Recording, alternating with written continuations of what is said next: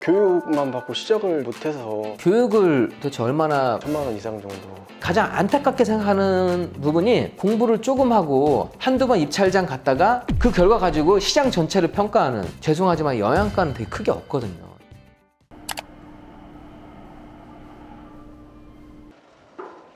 네, 안녕하세요. 네, 안녕하세요. 네. 간단히 자기소개 한번 부탁드리겠습니다. 안녕하세요. 서울 성수동에서 거주하고 있고요. 21회 공인중개사 자격증 취득해가지고 운영을 하다가 지금은 이제 안 하고 있고 상가를 하고 있습니다. 행복재테크 닉네임은 윤술입니다. 올해 나이가 43 43이요. 예. 지금 예. 공인중개사였었고 였었어요.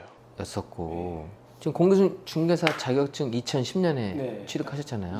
2010년도에 자격증 취득하고 바로 오픈을 했거든요. 그리고 한 3년 정도 운영하다가 수입적인 부분에서 조금 지인 소개로 분양을 몇 개 하나 하게 돼가지고 그래서 택지 개발 상가 분양하는데 거기서 한 2년 정도 했던 것 같아요. 지금은 뭐 하세요? 지인 소개로 단기로 매장을 찾아주고 있어요. 왜 단기 임대라고 해서. 깔세로 네. 하는데, 네네. 컨설팅 예, 비슷한 그런 사무소네요. 수준이에요. 네. 일단 오늘 본인의 좀 궁극적인 고민이 어떤 건가요? 교육만 받고 시작을 못해서 이게 저만 그런가 싶기도 하고, 타 업체 거기서도 교육만 받고 끝나고 헤어지고 또 다른 교육 받고 헤어지고 끝나고 이런 식으로만. 교육은 들었는데 예. 그 다음 실행에 좀 이어지지 않고 네. 수익으로 이어지지 않고 그냥 계속 공부만 한다, 약간. 네. 그게 가장 큰 고민이신 네. 거죠. 배웠는데 네. 배우고 나서 좀 많이 와 닿던가요, 이렇게? 아는 거라고 생각이 자꾸 들어요. 제가 거기서 교육 받을 때 나도 아는 건데, 나도 아는 건데. 교육을 도대체 얼마나 받아보신 거예요? 기간과 금액. 한 4군데, 5군데 이상, 금액은 합치면 뭐 1,000만 원 이상 정도. 본인이 배웠던 거 분야를 한번 저한테 알려주세요. 처음 교육장 배운 건 경매 권리 분석하면서 시세조사 전화하는 뭐 이런 것들, 그리고 가서 임장하는 거, 그리고 뭐 수익률 계산해서 어느 정도면 금액이 맞겠다 싶어서 요 정도 쓰면 되겠다, 뭐 이렇게 해서 한 2, 3개월 처음 배운 데가 한 3개월 코스로 했던 것 같아요. 네, 권리 분석부터 시세 조사하는 것까지는 배우신 거네요, 네. 그죠? 입찰은 해봤어요? 아니요, 안 해봤어요. 그럼 권리 분석하고 시세 조사도 할 줄 아는데 네. 왜 입찰을 안 한 이유가 본인은 뭐라고 생각하세요? 적은 금액으로 조금 많이 이득을 보려고 하는 좀 욕심? 그러니까 수익을 되게 높게 잡는 거네요. 네. 그러면 뭐 수익을 얼마짜리 밑에는 안 하고 얼마짜리는 하고 그런 거 기준이 있을까요, 본인이? 처음 교육받을 때는 빌라라는 자체를 마음속으로 좀 안 하고 싶다라는 생각이 많이 들었었는데, 같이 교육받으시는 분들이 제가 또 아는 동네를 의정부를 낙찰을 받으셨어요. 근데 거기가 이제 펜스가 거의 20년 이상 쳐진 곳이거든요. 아는 동네니까 20년 동안 그대로였다라고 자꾸 설명을 하고 있더라고요, 저도. 그래도 수익률 계산해가지고 1,000원이라도 500이라도 일단 한 바퀴 돌려보는 개념으로 하고 싶다. 그래서 하는데 나는 차라리 돈을 조금 왕창 한 번에 넣더라도 조금 더 큰 걸 하고 싶다. 상가라든지. 그래서 못한 것 같아요. 교육장에서 받았던 스타일하고 네. 내가 하려고 했던 거랑은 좀 많이 달랐던 거네요, 그죠? 네. 그러니까 빌라를 안 좋아하는 건 이상한 게 아니에요. 왜냐면 그런 분들 계시거든요. 본인은 그래도 어떻게 보면 좀 성격이 그래도 그나마 깔끔하고 좀 딱 떨어지는 거 좀 좋아하시는 것 같아요. 아파트에 대해서는 왜 입찰을 한 번도 안 하신 거예요? 아파트는 생각을 못했던 것 같아요. 너무 많이들 하고 또 금액이 높다고들 생각을 하니까 잘 안 와서.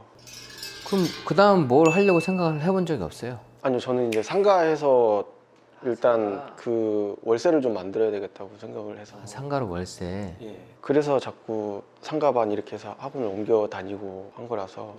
그러면 상가는 어떤 거 들으셨어요? 강의를? 예, 최근 많이 보진 않았고요. 제가 돌아다니다 보니까 뭐 주변 부동산 사장님들이나 이렇게 해서 좀 물어보는 게 있었고, 학원은 한 군데 그냥 기본 조사반이라고 해서 거기에서 공부 좀 하다가. 그러면 이제 본인이 원인은 뭐라고 생각하세요? 상가를 못 사는 가장 첫 번째 이유. 처음에는 돈이 많이 없다고 생각을 했어요. 제대로 된 이 수익률 파악을 못 한다고 생각을 했고, 예, 낙찰을 받더라도 안 되면 내가 사업을 하자라는 그런 마인드가 있어야 되는데 월세의 비중을 많이 둔 것 같고, 그리고 그 생각한 지가 솔직히 얼마 안 돼서 깊게 이렇게 잘 안 팠던 것 같아요. 현장에는 나갔어요? 아니요, 조원들끼리 같이 몇 번. 본인 혼자 나간 적 있어요? 혼자는 이제 일하면서 다니니까 몇 번씩. 그러니까 일하면서 다닌 거 말고 내가 마음 먹고 투자를 해야겠다라고 나간 적 없잖아요. 그럼 본인이 지금 노력 안 한 거잖아요. 내가 나가질 않는데 어떻게 입찰을 해요? 그냥 현장, 원래 그 단계는 현장에 나가는 단계에서 가장 많이 배우는데 현장도 안 나가보고 지금 입찰을 못해 성과 못 한다고 사연 적는 거는 지금 많이 간 것 같은데 이게. 제가 만약 경매를 하겠다고 마음 먹었다, 네네. 아니면 상가를 하겠다고 마음 먹었다 그러면 저는 거의 끝을 보는 스타일이거든요. 거의 끝장을 봐요. 제가 그냥 가서 고를 수 있을 정도로 오히려 모르는 사람이 더 나을 수도 있어요. 어떨 때는. 그런데 저거 내가 아는 건데 나한테 저 정도는 알아. 건너뛰는 거 되게 안 좋거든요. 네. 제가 우리 여기 행크에서 활동하시는 로비노님 네. 변호사님도 초급반부터 다 들으시더라고. 본인이 부동산에 관련된 건 다 들으면서 기초를 다 쌓더라고요. 근데 결국 투자자가 되게 좀 꼼꼼해지긴 해요. 네. 아, 이건 내가 아는 건데? 라고 생각하지 말고 네. 그래도 들어보시면서 거기에서 지금 투자로 성과를 거두신 분들이기 때문에 어떤 차별화를 갖고서 접근을 하는지 그런 거를 좀 잘 생각했으면 좋겠어요. 네. 강의장에서 이렇게 듣는 사람은 저는 제일 싫어요. 저도 그렇게 들어본 적이 없어요. 제가 아무리 다른 사람 교육을 받더라도 네. 저는 항상 딱 받아들이려고 이 자세로 듣거든요. 그런데 그래 뭐 얼마큼 알아보자 뭐 거의 이렇게 돼버리는데, 일단은 교육을 받을 때 전 자세 좀 되게 중요하다고 생각을 해요. 네. 그럼 상가에 대해서 지금 상가 보면은 이 상가가 좋은 상가인지 아닌지 구분할 수 있겠어요? 제가 우리 기초 들으면서 상가를 좀 물어보시는 분들이 있어서 저는 그걸 설명을 해주고 있더라고요. 직접 투자를 안 하면서도. 근데 그분들은 또 그걸 듣고 아, 네 고맙습니다 그러고 투자를 하잖아요. 설명만 해주고 투자는 못하고 아, 이러면 안 되겠구나. 아는 것과 이기는 것은 큰 차이가 있어요. 아, 저거 나 알아. 그거 아는데 할 줄 알아? 너 그럼 그거 샀어? 못 샀으면은 그 사람은 이론만 아는 것이고 이걸 이기는 게 아니에요. 내가 바둑을 배우면 바둑 이론을 알지만 바둑의 상대방을 이겨야 되잖아요. 그러면 전략과 전술이 필요하잖아요. 그것처럼 어떻게 하면 또 상가 투자에서 이길 수 있는지 그 전략이 몇 가지가 있으니까 그 전략까지는 반드시 배워야 된다고 생각을 해요. 그래야지 그게 끝을 보는 거예요. 아, 아파트 어차피 경쟁률 높은데? 아, 어차피 이거 수익 너무 적은데? 그러면 저는 공부가 아직 다 안 된 거예요. 그래서 저는 나홀로 아파트도 공략하고 권리분석 조금 더 난해한 것도 공략하고 그 다음에 공매라는 거를 제가 장착을 하고 신탁 공매도 보고 경쟁이 여기가 정말 덜하구나, 이 정도의 지식을 갖춘 사람은 적구나 라고 거기까지 올라온 게 공부의 완성이에요. 상가나 다른 것도 마찬가지예요. 무조건 시세를 꿰는 게 가장 기본이에요. 그런데 지금 아까 수익률 안 된다고 했잖아요. 수익률 여부를 떠나서 이 지역의 임대 시세를 확실히 깨고 있으면 이 상가가 싼지 안 싼지가 눈에 들어와요. 그 지역에 대한 이해도가 제일 중요하거든요. 그래서 시세를 정확하게 좀 꿰고 있는 게 좀 중요하고, 메뚜기 하듯이, 그러니까 여기 조금 저기 조금 하는 게 아니라 지금 서울에 거주하면 서울 쪽에서 상가가 가격이 비싸다고 하면 그 다음 타겟팅을 뭐 의정부가 됐던 어디가 됐던 남양주가 됐던 타겟팅해서 거기 상가를 한번 다 시세를 한번 좀 분석해보면 나와 있는 경공매 물건 말고도 일반 물건으로도 수익을 많이 낼 수가 있거든요. 제가 지금 경매를 산 거는 30% 미만이에요. 그만큼 상가는 이 시세가 딱 근데 얘가 싸네 그거 하나랑 여기는 공실이 잘 안 나는 지역인데 여기는 사무실로도 임대가 되는데 지금 있는 사람이 나갔을 때 공실 나면 안 되잖아요, 그죠? 최악의 경우에 사무실로 정도는 임대가 될 수 있는 그런 물건 임대가를 정확하게 찾아서 그것부터 시작하면 되는 거예요. 가장 안타깝게 생각하는 부분이 공부를 조금 하고 한두 번 입찰장 갔다가 안 돼서 경매는 안 돼, 공매는 안 돼, 이렇게 얘기하는 분들이에요. 공부를 사실 완성한 게 아닌데 자기 지식이 완벽하지 않은 상태에서 실전에 도전을 해보고 결과가 안 나왔는데 그 결과 가지고 시장 전체를 평가하는, 되게 안 좋은 거죠. 다른 사람은 지금 계속해서 수익을 잘 내고 있는데. 공부의 완성도 부분에서도 기준점을 높여라. 내가 공부를 이해하는 거 말고 정말 성과를 거둘 수 있는 것까지, 차별화할 수 있는 전략까지 공부한 것인지를 목표로 하시면 좋을 것 같아요. 본인 원래 성격은 어떤 편이세요? 조용하죠. 많이 조용하고 영업적인 거에 좀 많이 안 어울리죠. 이게 조금 많이 바뀐 케이스? 약간 좀 내성적이고. 네네. 그리고 성격은 A형은 없어요. 저는 없다고 생각을 해요. 성격은 후천적이라고 생각을 해요. 내가 노력하고 하면 바뀔 수 있다고 생각을 한 거거든요. 네네. 사실 절박한 문제지. 나는 소심한 A형? 소심한 게 어딨어요. 굶어 죽게 생겼고 이거 아니면 절대 안 되는데 거기에서는 내 문제도 있는 거예요. 본인도 지금 투자를 하기 위해서 조금 더 적극적으로 됐으면 좋겠어요. 투자 선배로서 조언을 한다고 하면 상가는 나오는 빈도가 그렇게 높지는 않아요. 막 오늘 나왔다가 내일 나왔다가 또 며칠 있다 또 나왔다가 그렇게 빈도가 원하는 물건이 나오지 않더라고요. 그리고 지금 본인 성격이 좀 깔끔한 스타일인데 저는 제가 받았던 건 상가는 다 망한 상가인 거 알죠? 막 되게 허름하고 상가 자체도 그런 상가를 왜냐면 임대가 깔끔한 병원, 학원, 한의원 이런 거 있는 거는 낙찰 가격이 엄청나게 높잖아요. 시세 이상으로 가져가요. 그러면 아파트 투자도 하면 좀 좋을 것 같아요. 그러니까 아파트나 주거용 물건도. 결혼하셨나요? 네, 지금 혼자 거주하고 있어요. 혼자 거주는 어떤 형태로 하시나요? 월세. 예. 보증금은 크게 안 들어가 있겠네요. 네네. 자본금, 투자금 물어봐도 될까요? 어느 정도 되는지? 오면서 안 그래도 보니까 얼마나 쓸 수 있나 보니까 한 1억 2, 3천 정도밖에 안 되더라고요.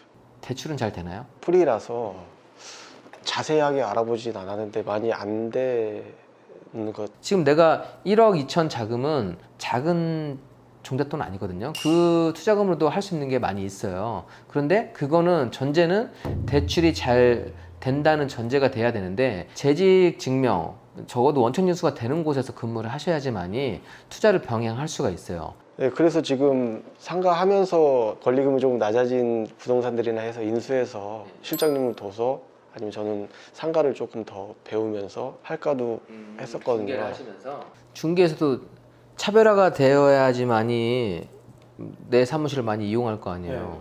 기술을 갖춰야 되지 않을까요? 기존에는 이제 텔레콤 매장 업체를 좀 알고 있어서 그분 거기 있는 그 팀장님한테 물건을 전달해주면 이렇게 해서 연결을 시켜주는 걸 좀 했었는데 지금 얘기를 할 때마다 아까 공인중개사 상가 분양을 했을 때도 찾아온 사람들의 이렇게 권유에 의해서 지금도 깔새도 어떤 지인에 의해서 지금 이제 컨설팅 하는 것도 어떤 법인을 아는 사람에 의해서 그러니까 내가 내 판단으로 먼저 주도적으로 가는 게 아니라 누가 이런 거 권유하면 거의 그쪽에 많이 휩쓸리는 좀 경향이 있는 것 같은데 그런 것 같은데요.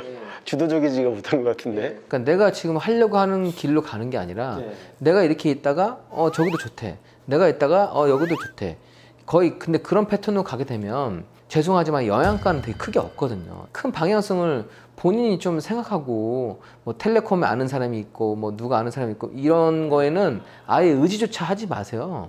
내가 찾는 부분에서 괜찮은 게 무엇인지를 먼저 하고 그 목표를 정해놓고 방향성을 정해놓고 가는 거하고 그냥 가다가 야 이거 좋대 이것도 괜찮대 이것도 괜찮대 하면 계속 내 삶이 이렇게 가잖아요. 뚜렷하게 내 목적 의식이 없는 거예요. 내가 뭘 바꿀지를 생각을 하세요. 분명하게 타겟팅이 정확하게 안 돼 있어요. 교육도 그러니까 많이 받았다고 하지만 공부는 좀 더 하셔야 되겠고 공부를 해서 내가 이게 좀 싸다고 느껴지고 좀 이제 괜찮다고 느껴지면 할 수 있는 게 쇼핑할 게 많아져요. 지금 안 보이잖아요. 안 보이면 아직 공부가 덜 된 거예요.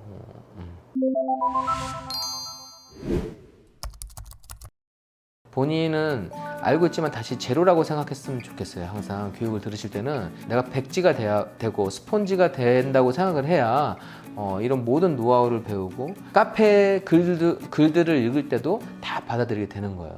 오늘 혼낸 건 아니고 자세는 완전히 바꿔야 되고요. 남한테 의지하지 말고 그렇게 한 다음에 지식에서 멈추지 말고 현장도 꼭 나가고 보시고 현장 계속 보시면서 그래야 자신감이 생기거든요.